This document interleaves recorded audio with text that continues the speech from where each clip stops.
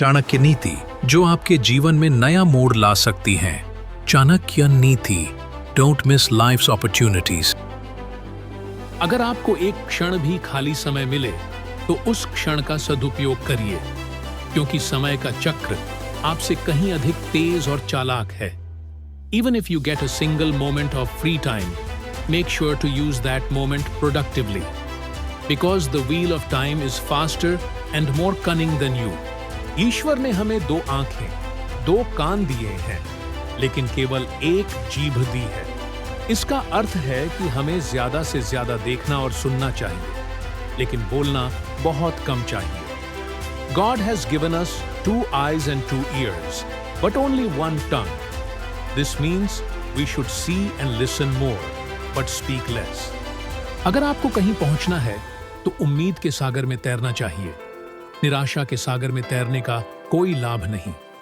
आशा का अंत जीवन का अंत है। निराशा यानी मृत्यु। If you want to reach somewhere, you should swim in the ocean of hope. There's no benefit in swimming in the ocean of despair. The end of hope is the end of life. Despair means death. परोपकार मनुष्य का सबसे बड़ा गुण है। अगर कोई व्यक्ति परोपकारी नहीं है तो उसमें और दीवार पर टंगी हुई तस्वीर में क्या फर्क है? Charity is the greatest virtue of a person. If a person is not charitable, then what is the difference between that person and a photo hanging on the wall? जो लोग अहंकार में डूबे होते हैं, उन्हें हाथ जोड़कर या उनका सम्मान करके वश में किया जा सकता है। किसी मूर्ख व्यक्ति को वश में करना हो तो वह किसी छोटी सी बात के कारण आसानी से वश में आ जाता है। उसी तरह किसी विद्वान व्यक्ति को वश में करने के लिए केवल सत्य बोलना चाहिए। Those who are immersed in ego can be controlled by folding hands or by showing them due respect. A foolish person can be easily controlled by small matters. Similarly, to win over a wise person, you should always speak the truth. हमारे आसपास विभिन्न प्रकार के लोग होते हैं। कुछ धन के लालची होते हैं, कुछ घमंडी होते हैं, कुछ मूर्ख होते हैं और कुछ बुद्धिमान। इन सभी को वश में करने का सबसे आसान तरीका है लालची व्यक्ति को पैसे देकर वश में किया जा सकता है। There are various types of people around us.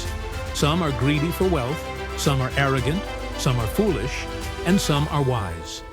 The easiest way to win over all of them is a greedy person can be controlled by giving him money. जिस व्यक्ति को पैसे का लालच है, उसे पैसा देकर, घमंडी व्यक्ति को हाथ जोड़कर, मूर्ख की बात मानकर और विद्वान को सच बोलकर वश में किया जा सकता है। A person who is greedy for money can be won over by giving money, an arrogant person by showing respect, a fool by agreeing with him, and a wise man by speaking the truth. यदि आप किसी सफल व्यक्ति के जीवन को देखें, तो आपको उसका जीवन पूरी तरह व्यवस्थित दिखाई देगा। वहां हर चीज उम्मीद की तरह स्वच्छ होती है।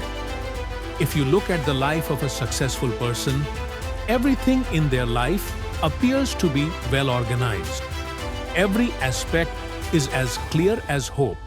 जो लोग बहुत शक्तिशाली हैं, लेकिन उनके पास किसी भी कार्य की विशेषज्ञता नहीं है, उनका शिक्षण व्यर्थ है। वही शिक्षा श्रेष्ठ है जिसका उपयोग किया जा सके।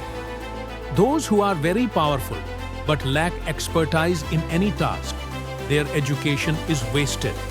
The best education is that which can be put to use.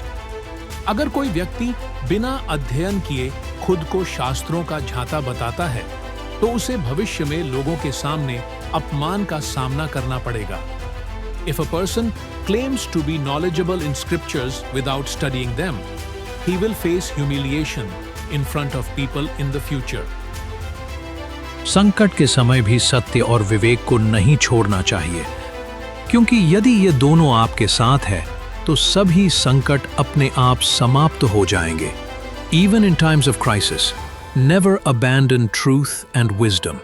If you hold on to both, all difficulties will disappear on their own. इस अनमोल जीवन को गवाई हुई अवसरों की कहानी मत बनने दो। अच्छा मौका मिलते ही पूरी ताकत से जुट जाओ पीछे मुड़कर मत देखो। Don't let this precious life become a story of missed opportunities. When you get a good chance, give it your all. Never look back.